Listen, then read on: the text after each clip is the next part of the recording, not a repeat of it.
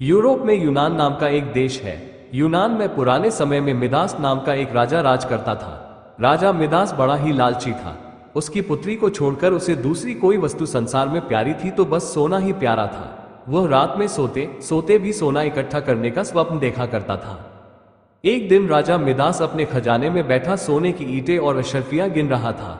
अचानक वहां एक देवदूत आया। उसने राजा से कहा, मिदास, तुम बहुत धनी हो। मिदास ने मुंह लटकाकर उत्तर दिया, मैं धनी कहाँ हूं, मेरे पास तो ये बहुत थोड़ा सोना है। देवदूत बोला, तुम्हें इतने सोने से भी संतोष नहीं है, कितना सोना चाहिए तुम्हें? राजा ने कहा, मैं तो चाहता हूं कि मैं जिस वस्तु को हाथ से स्पर्श करूं वही सोने की हो जाए।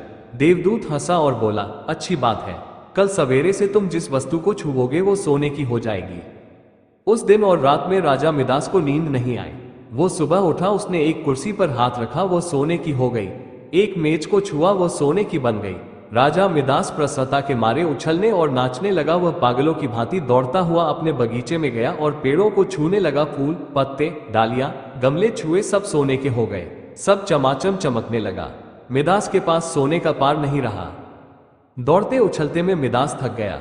उसे अभी तक ये पता ही नहीं लगा था कि उसके कपड़े भी सोने के होकर बहुत भारी हो गए हैं। वह प्यासा था और भूख भी उसे लगी थी। बगीचे से अपने राजमहल लौटकर एक सोने की कुर्सी पर बैठ गया।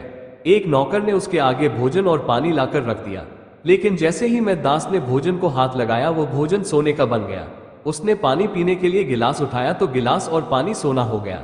मिदास के सामने सोने की रोटियां, सोने के चावल, सोने के आलू आदि रखे थे। वो भूखा था, प्यासा था, सोना चबाकर उसकी भूख नहीं मिट सकती थी। मिदास रो पड़ा। उसी समय उसकी पुत्री खेलते हुए वहां आई। अपने पिता को रोते हुए देखकर पिता की गोद में चढ़कर उसके आंसू पहुंचने लगी। मिदास ने पुत्री को अपनी छाती से लगा लिया, लेकिन अब उसकी पुत्री वहां कहां थी?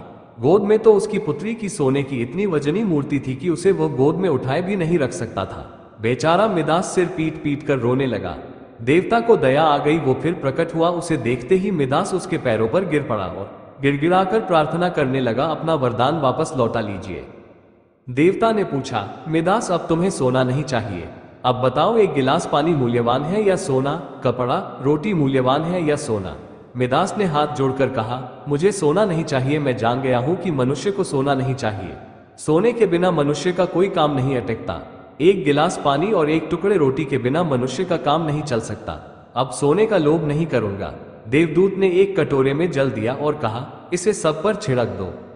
मिदास ने वो जल अपनी मेज पर, कुर्सी पर, भोजन पर, पानी पर और बगीचे के पेड़ों पर छिड़क दिया। सब पदार्थ पहले जैसे थे वैसे ही हो गए। कहानी की शिक्षा। दोस्तों, इस कहानी से हमें ये शिक्षा मिलती है कि मनुष्य चाहे कितना भी अमीर और कितना भी गरीब हो, उसे कभी भी लालच नहीं करना चाहिए। अत्यधिक लालच करने से उसके पास जो होता है वो उसे भी गवा देता है।